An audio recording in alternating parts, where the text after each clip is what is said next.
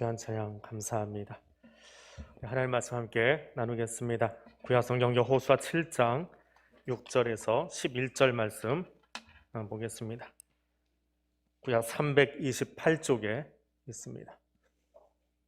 여호수아 7장 6절에서 11절 말씀, 이 말씀을 때 하나님께서 말씀하시는 것을 친히 들을 수 있기를 원합니다. 여호수아가 옷을 찢고 이스라엘 장로들과 함께 여호와의 궤 앞에서 땅을 엎드려 머리에 티끌을 뒤집어 쓰고 저물 들어 있다가 이르되 슬프도소이다 주 여호와여, 어찌하여 이 백성을 인도하여 요단을 건너게 하시고 우리를 아모리 사람의 손에 넘겨 멸망시키려 하셨나이까. 우리가 요단 저쪽을 만족하게 여겨 거주하였다면 좋을 뻔하였나이다. 주여, 이스라엘이 그의 원수들 앞에서 돌아섰으니 내가 무슨 말을 하오리이까. 가나안 사람과 이 땅의 모든 사람들이 듣고 우리를 둘러싸고 우리 이름을 세상에서 끊으리니 주의 크신 이름을 위하여 어떻게 하시려 하나이까 하니, 여호와께서 여호수아에게 이르시되 일어나라, 어찌하여 이렇게 엎드렸느냐. 이스라엘이 범죄하여 내가 그들에게 명령한 나의 언약을 어겼으며 또한 그들이 온전히 바친 물건을 가져가고 도둑질하며 속이고 그것을 그들의 물건들 가운데 두었느니라. 아멘.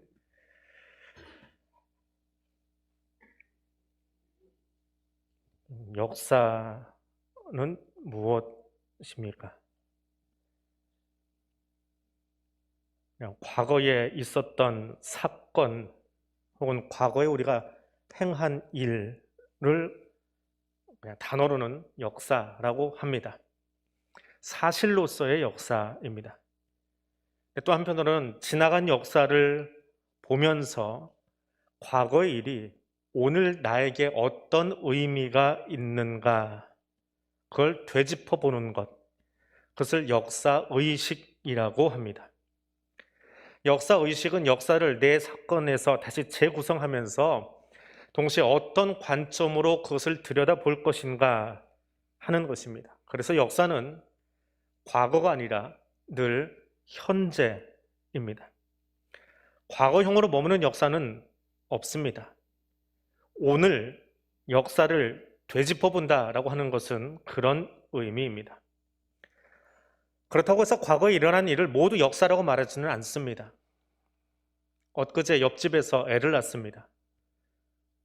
우리는 그것을 역사라고는 하지 않습니다. 그 집안에서는 역사겠지요. 손주가 태어났거나 혹은 그 아이가 후대에 누군가의 할아버지가 되고 아버지가 된다면 가정의 역사는 되는지 모르겠지만 그 일이 나와 상관이 없고 내게 해석이 되지 않을 때 나는 그 아이의 출생을 나의 역사 중에 하나라고 말하지는 않는다라고 하는 겁니다.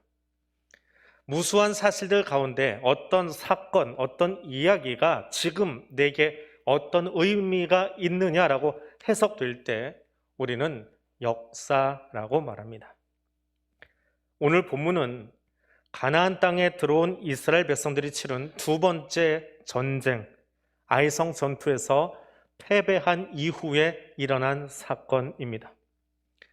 첫 번째 전투였던 여리고하고는 비교되지 않는 정말 자그마한 성 하나를 공략했는데 3,000명을 동원했던 이 전투에서 이스라엘 36명이 전사하고 패배한 사건이 벌어집니다.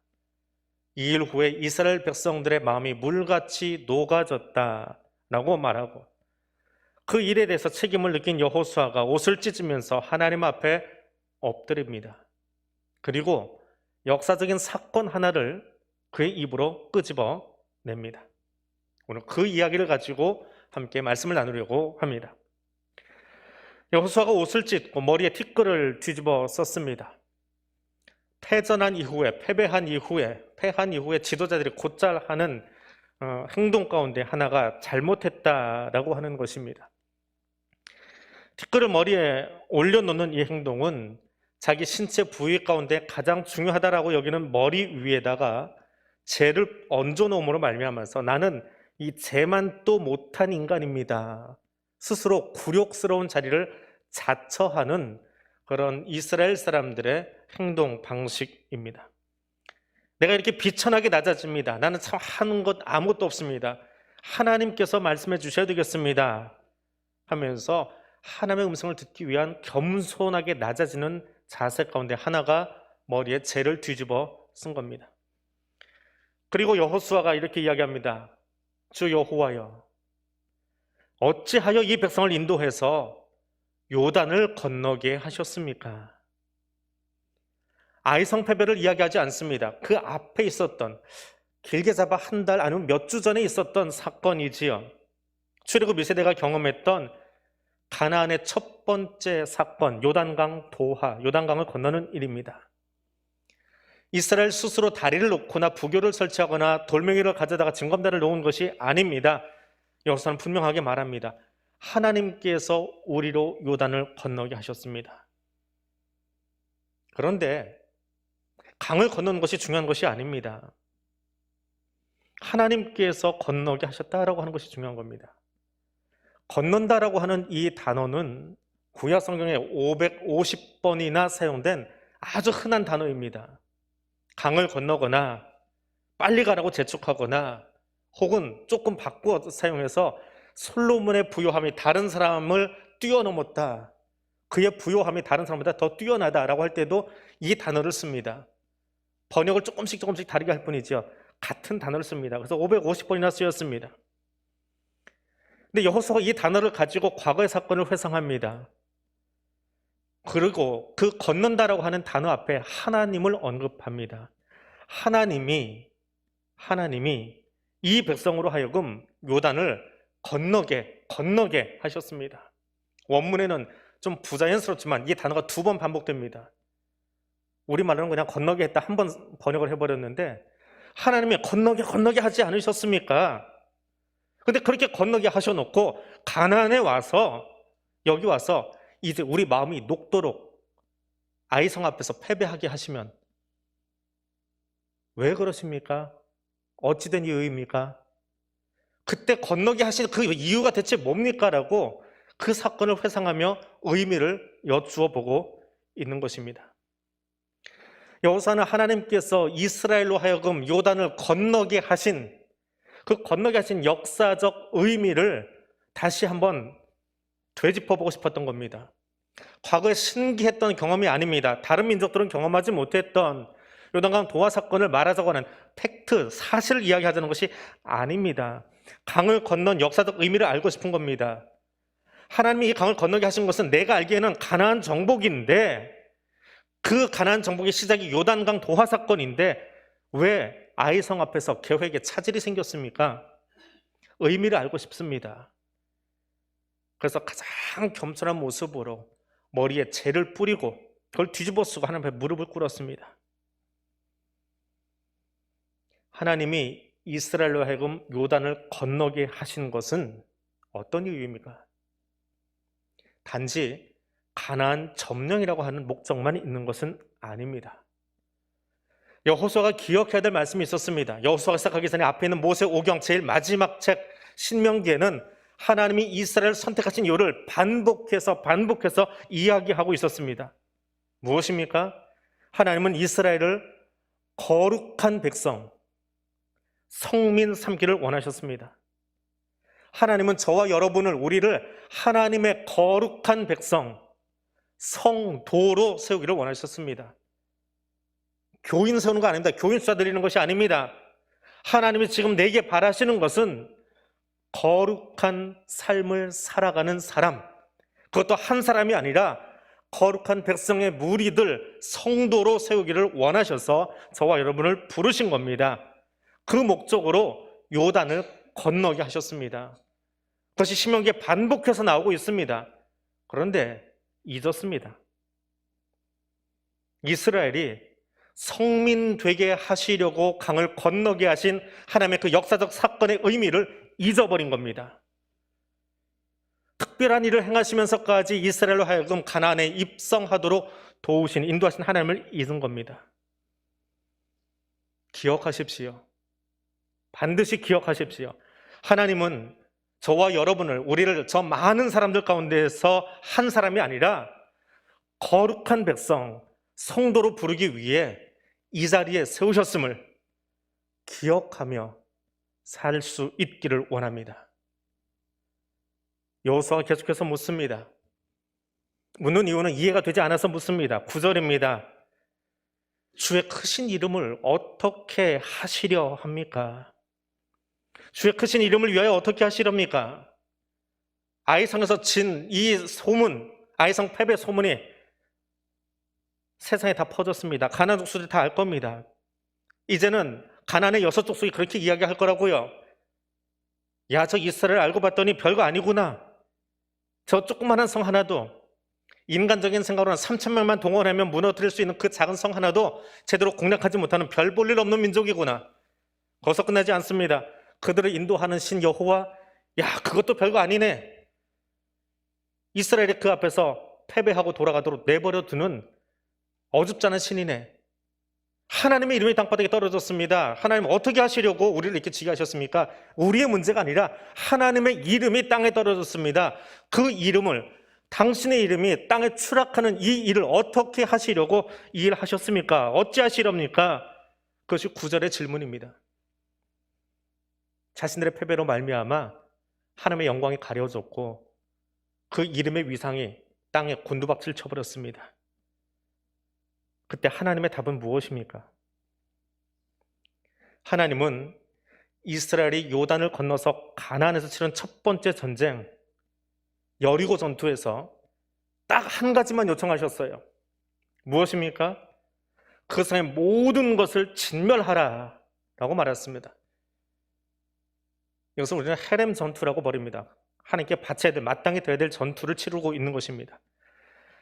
그 성의 모든 것은 다 진멸해라. 하나만 빼놓고요, 정탐꾼을 숨겨주었던 그 라합의 가족 외에는 모두 다 진멸하라 말했습니다. 왜요? 잔인한 하나님이 아니라 가나안이 다 내 건데, 열방이 다 내 건데 이것을 내가 너희에게 줄 거야. 그런데 그 중에 여리고만큼은 내 거라는 걸 확인하기 위해서 10의 1조로 내게 내놔. 다 내놔. 너희가 욕심 부리지 말고. 그럼 나머지 땅은 내가 너희에게 다 줄게. 그것이 헤렘이라고 하는 말입니다. 내게 마땅히 들어야 될 그것, 여리고는 다 진멸해버려. 그리고 나면 나머지 것은 다 줄게. 그 요청 한 가지였습니다. 그런데 이스라엘 백성이 어떻게 했다고요? 여호수아의 질문에 대해서 하나님이 이렇게 대답하십니다. 이스라엘이 범죄하여 내가 그들에게 명령한 나의 언약을 어겼다. 이것이 패전의 이유입니다. 여러분, 이 11절의 문장은 우리말로 의역이 돼서 번역된 문장이라 여호수아의 질문과 조금 동떨어져 보입니다. 그런데 이 질문은 사실 여호수아가 했던 7절의 질문을 그대로 맞받아친 겁니다. 그대로 한번 번역을 해드릴게요. 여호수아가 이렇게 묻습니다. 주 여호와여, 어찌하여 이 백성으로 요단을 건너고 건너도록 이끄셨습니까? 하나님이 대답합니다. 이스라엘이 범죄해서 내가 그들에게 명령한 나의 언약을 건너가 버렸다. 넘어가 버렸다. 그걸 우리말로 번역을 하는데 어겼다라고 번역을 했습니다. 요단강을 건너게 한 이유를 묻고 있냐? 너희는 내 언약을 넘어가 버렸어. 무시해 버렸어. 내 말대로 살지 않았어. 그것이 패전의 이유야. 요단의 역사적 의미를 알고 싶어? 그것을 기억한다면 오늘 그렇게 살면 안 되지. 오늘 너희는 나의 말을 넘어가 버렸어. 내가 준 명령을 무시해 버렸어. 똑같은 단어를 사용하면서 여호수아에게 직접적으로 자신들의 삶을 직면하도록 만들고 계시는 하나님이십니다. 요단을 건너게 한 이유가 알고 싶으냐? 나는 너희를 성민으로 삼으려고, 거룩한 백성, 성도로 세우려고, 그 말은 바꿔 이야기하면 내가 너희의 왕이 되려고 너희를 선택한 거야. 그래서 그 강을 건너게 했어. 요단을 건넌 역사적인 사실보다 그 역사적인 사실의 의미를 알고 싶어 했던 여호수아에게 하나님은 그 이야기를 하고 계십니다. 여러분, 거룩한 백성의 자리는 어디입니까? 거룩한 백성의 삶은 어떻게 사는 것입니까?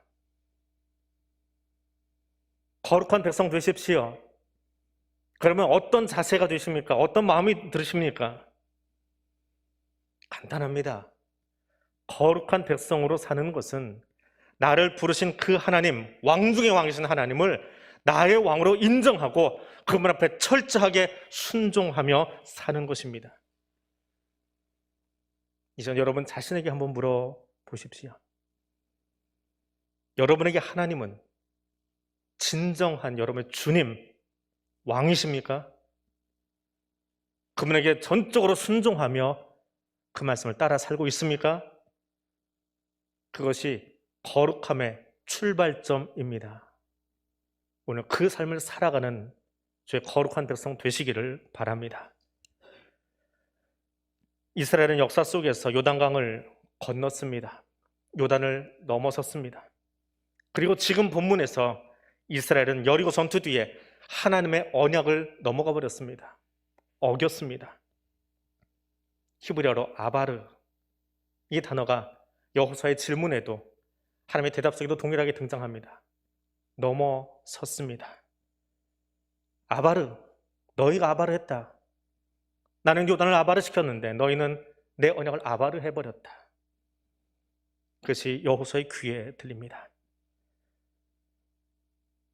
하나님의 말씀을 들은 여호수아는 이스라엘 가운데에 그 약속을 우습게 넘겨버린, 무시해버린 한 사람을 찾아냅니다. 그가 누구입니까? 아간입니다. 아간이 훔친 물건을 한번 들여다보십시오. 시날산의 외투 한 벌, 은 200세겔, 50세겔 무게의 금덩어리 하나. 크기로 보나 뭐로 보나 그렇게 커 보이지는 않습니다. 물론 금덩어리가 그만큼 되면 돈으로서는 꽤 화폐 가치로는 크겠지요. 그런데 이 물건들 가운데 하나님의 말씀을 전적으로 어겨버린 사건이 하나 있습니다. 물건이 하나 있습니다. 그것이 시날산 외투입니다. 요즘 말로 하면 명품 브랜드 옷 한 벌 지금 훔친 겁니다. 이 옷이 얼마나 명품이냐 하면 티그리스와 유프라테스강, 메소포타미아 문명이 일어난 바벨론의 지역입니다. 바벨론에서 나온 고급 수제 의복입니다. 금실, 은실로 장식이 돼가지고 상당한 고가의 명품 브랜드 옷입니다.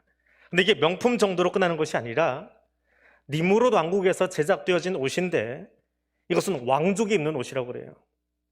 근데 여리고의 왕이 전쟁을 통해서 취득했는지 아니면 국제무역을 통해서 가져왔는지 가져왔어요. 그러는 왕이 자기의 충성스러운 신하들에게 일종의 훈장처럼 지급을 해주는 권력의 상징, 명예의 상징이 이 시날산 외투입니다. 그만큼 눈에 확 들어오는 명품이에요. 근데 여리고 전투를 들어갔다가 아간이 그게 눈에 띈 겁니다. 저걸 내가 걸치고 있으면, 그 명품 브랜드 다 걸치고 나가면, 야, 저 집은 돈 좀 있는 집이네, 저 집은 권력 좀 행사하는 집이네 라고 보아줄 수 있는 그런 상징적인 옷이 시날산 외투라고 하는 겁니다. 아간이 그 외투를 왜 훔쳤어요? 자기 과시하고 싶었어요. 자기 보여주고 싶었어요. 그래서 하나님 말씀을 넘어가 버린 겁니다. 어겨버린 겁니다.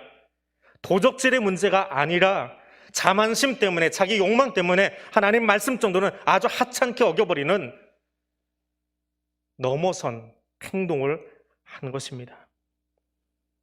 하나님 말씀에 순종하지 않는 것, 그것은 바꾸어 이야기하면 하나님이 자신의 왕 되심을 거절하는 겁니다.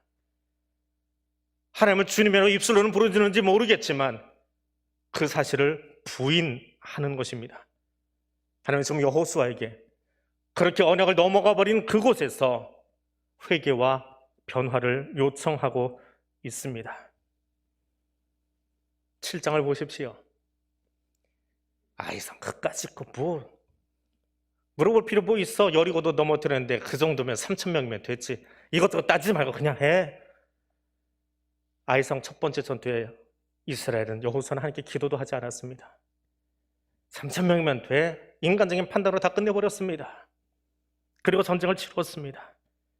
그 정도면 될 수 있을 것 같은 교만한 마음으로 전투에 임했습니다. 이스라엘의 삶은, 성도의 삶은 하나님의 인도하심 속에 있을 때만 가장 안전하고 형통함을 기억하라고 하는 교훈의 내용이 담겨있는 것이 이 7장의 본문입니다. 이스라엘이 요단을 건넜습니다. 아니, 하나님께서 이스라엘로 하여금 요단을 건너게 하셨습니다. 그런데 이스라엘은 그런 하나님의 언약의 말씀을 건너가 버렸습니다. 넘어가 버렸습니다. 하나님의 처방은 한 가지입니다. 넘어선 그곳에서, 너의 교만함으로 넘어가 버린 그곳에서 회개하고 하나님을 왕으로 인정하기를 원하셨습니다. 아간을 찾고 처벌한 후에 이스라엘 두 번째 아이성 전투를 치릅니다. 기도 없이 자신의 생각과 힘을, 판단을 믿고 행동했던 7장과는 다르게 여호수아 8장 1절과 2절은 철저하게 하나님의 음성을 듣고 그분이 지시하신 대로, 그분의 방법대로 아이성을 공략하는 모습을 보여주고 있습니다. 여러분에게 하나님은 어떤 분입니까?